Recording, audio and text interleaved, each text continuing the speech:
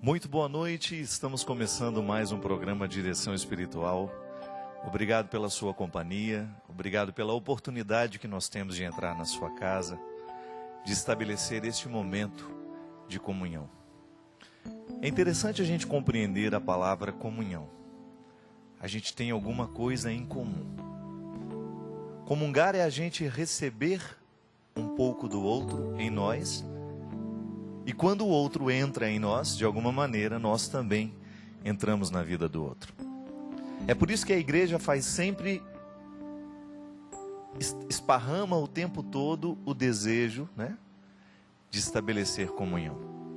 A igreja vive para fazer a comunhão. E essa comunhão tem como base a pessoa de Jesus. Nós o recebemos através dos sacramentos. Nós o recebemos através da pregação que a igreja faz. Nós o recebemos através do testemunho que a igreja vive. E quando eu digo igreja, eu digo todos nós. Estabelecer comunhão é colocar a mesa e a gente se sentar nessa mesa. E aqui o programa Direção Espiritual tem uma proposta de fazer comunhão com você através da vida. Que você vive, que eu vivo, que as pessoas partilham, que as pessoas entregam. E hoje eu gostaria de começar falando para vocês. Eu estou escrevendo na coluna de um jornal do Rio de Janeiro que se chama O Dia. E neste domingo passado eu estreei na coluna. E eu resolvi começar a coluna do jornal O Dia contando a história de uma mulher chamada Flor de Lis. Um nome bonito, não é? Flor de Lis é um nome poético, inspira muita coisa bonita. Eu a vi por acaso num canal de televisão, ela estava dando uma entrevista. A pauta do programa era a adoção. A gente sabe o quanto que existem muitas crianças necessitando de adoção pelos lares do Brasil, pelos lares de apoio, Não este lar que tem pai, que tem mãe, mas esses lugares onde as crianças esquecidas são deixadas. Onde as crianças que não têm pai, as crianças que foram maltratadas, que vieram ao mundo de qualquer jeito.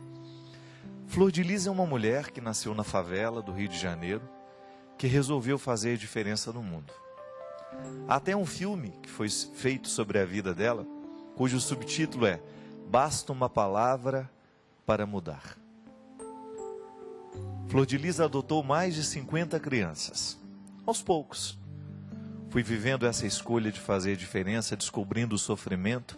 Onde existia o sofrimento, onde ela sabia que existia uma criança sofrendo na favela, ela ia atrás. E foi trazendo aos poucos para a sua casa. E foi transformando a sua casa num verdadeiro lar de crianças rejeitadas. Eu escrevi sobre ela. E no momento que eu escrevia, eu me recordei daquela canção Flor de Lis do Djavan, que você já deve ter escutado. O Djavan é um grande compositor alagoano, um homem que tem uma sensibilidade muito grande, um poeta, que fez uma música que se chama Flor de Lis, cuja matéria-prima da canção é a rejeição de um amor que não deu certo, alguma coisa que deu errado ali, que o fez sofrer, que o magoou. Quando ele fala, valei-me Deus, é o fim do nosso amor. Perdoa, por favor. Eu não sei, só sei que... E ele começa a descrever tudo aquilo que no coração dele ficou como sofrimento de um amor que não deu certo. A letra é triste, mas a melodia não. E aí que está a beleza da canção. É um conteúdo triste dentro de uma moldura feliz. Aí ele nos distrai, a tristeza não fica tão grande assim. A melodia que ele emprestou para a letra é tão bonita que nós não percebemos a tristeza que existe naquela história. Fico pensando que Flor de Lis, não a música do Djavan, mas aquela mulher que resolveu subir os morros das favelas do Rio de Janeiro e recolher as crianças que estavam abandonadas e jogadas fora. Flor de Lis é semelhante à canção do Djavan. Ela faz a mesma coisa que Djavan fez com a letra triste. Ela também esbarra em histórias infelizes que teriam tudo para dar errado e ela reveste essas histórias de carinho, de ternura, de beleza. No dia em que ela estava dando a entrevista, estava com ela alguns dos seus filhos, e tinha uma criança chamada Rayane, uma menina linda, bonita, deve ter uns 12, 13 anos.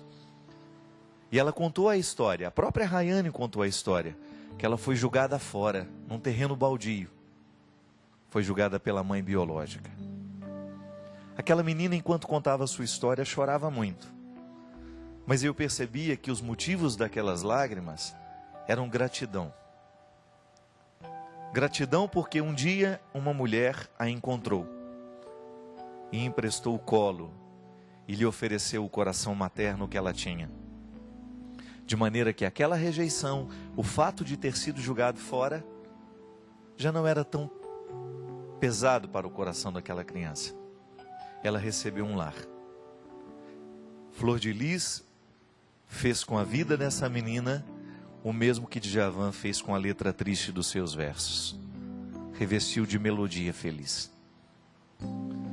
Sabe, minha gente, nós vamos chegando ao final do ano, nós vamos ficando pesados, né? São muitos compromissos, o peso de todos estes meses de trabalho vão ficando grandes sobre os nossos ombros. E às vezes a gente perde a sensibilidade de perceber que existem muitas coisas que estão ao nosso redor precisando do nosso toque.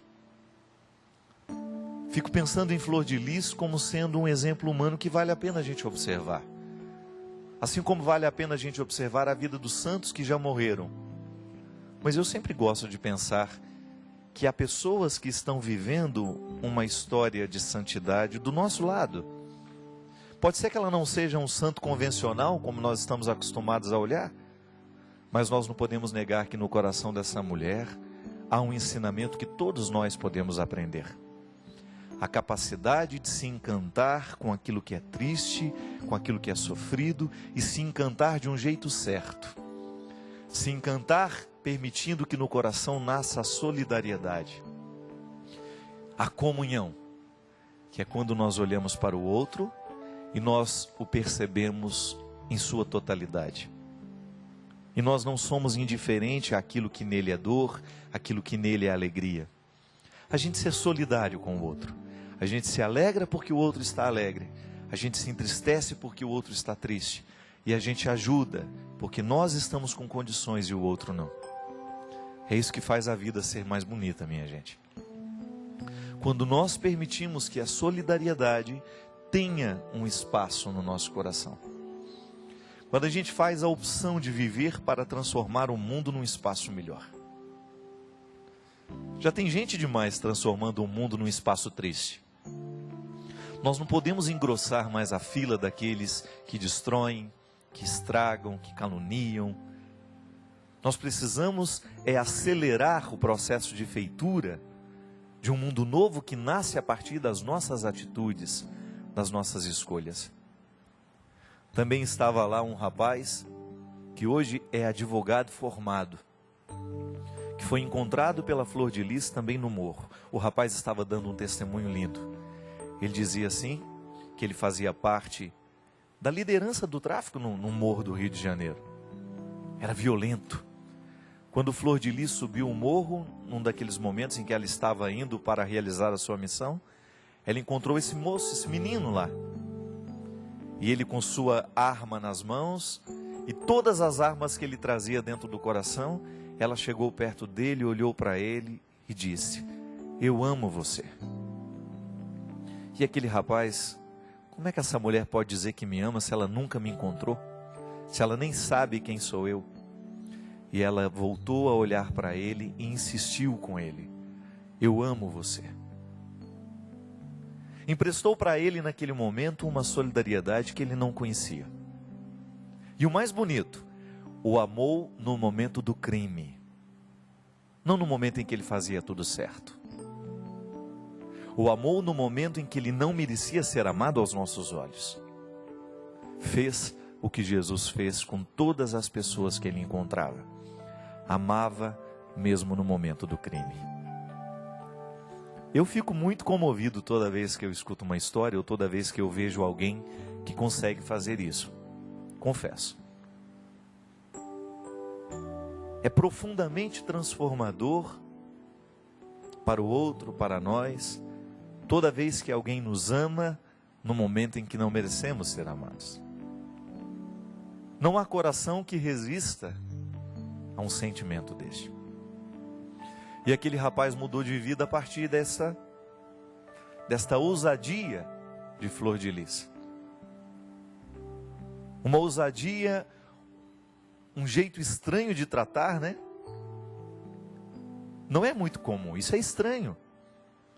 Alguém amar o outro no momento da violência, no momento do crime, olhar para ele e acordá-lo para a vida assim, fazê-lo perceber que ele pode ser melhor, fazê-lo descobrir os valores que estavam adormecidos dentro dele.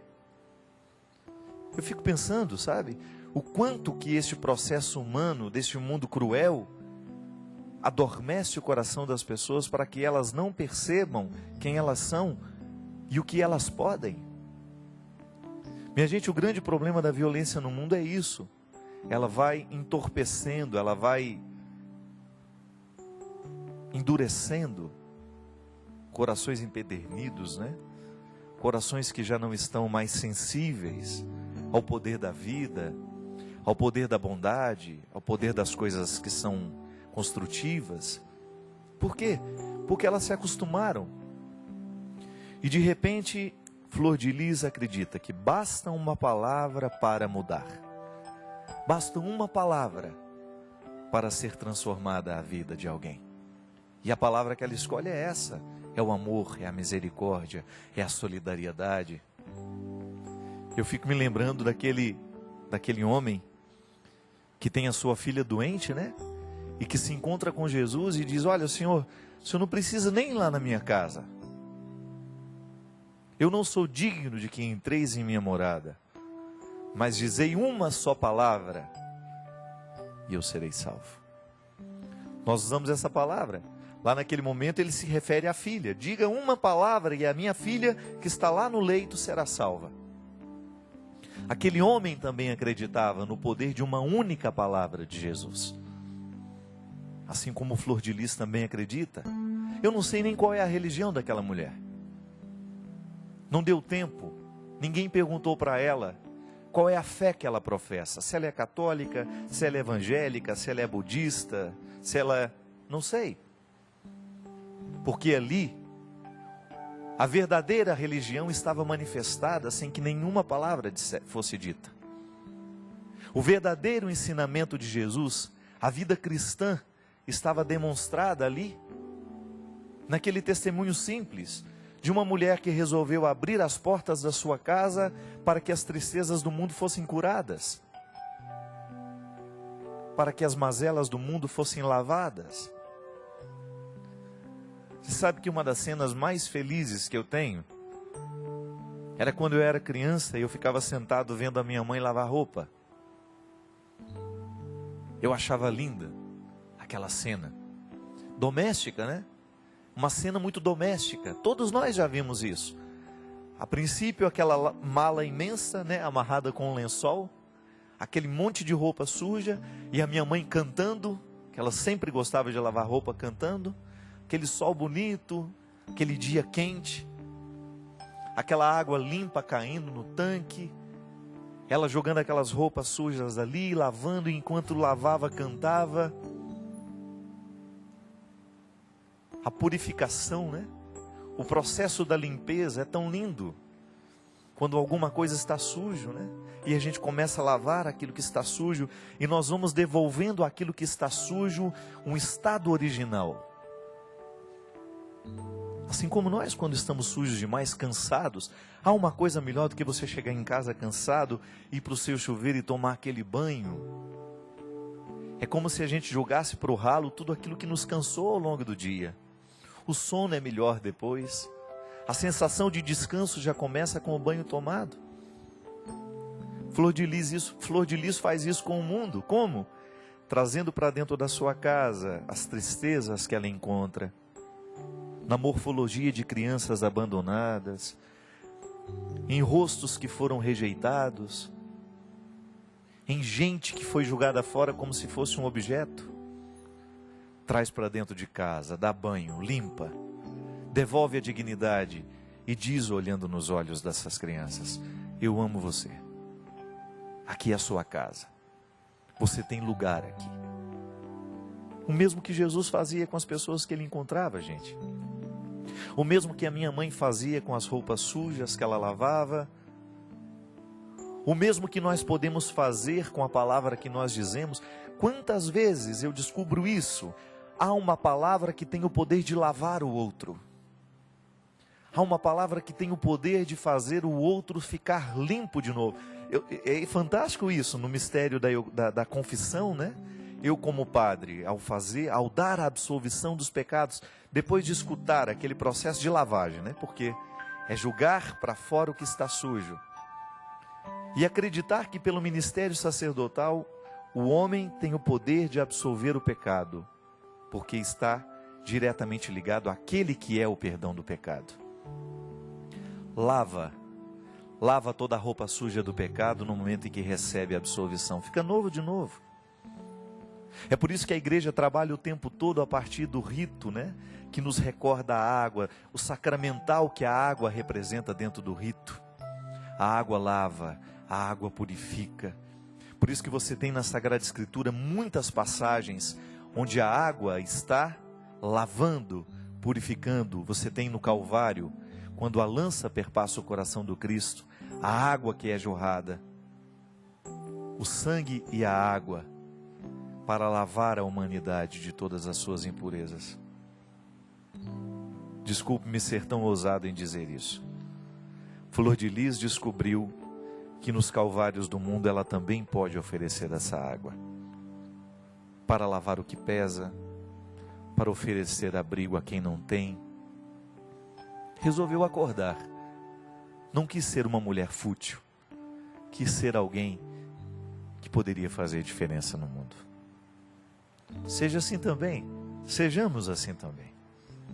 Diante de uma história como essa, só nos resta uma reação: fazer o mesmo. Pode ser que você nem tenha condições de abrigar 50 crianças, pode ser que você não tenha nem condições de trazer para dentro da sua casa, a sua estrutura de vida não lhe permite isso, você não tem como parar a sua vida para ir fazer isso, mas você pode acordar e perceber que há muitas instituições que fazem isso, e que se você torna parceiro dessas instituições, que são instituições sérias, você também ajuda a lavar estas mazelas da humanidade.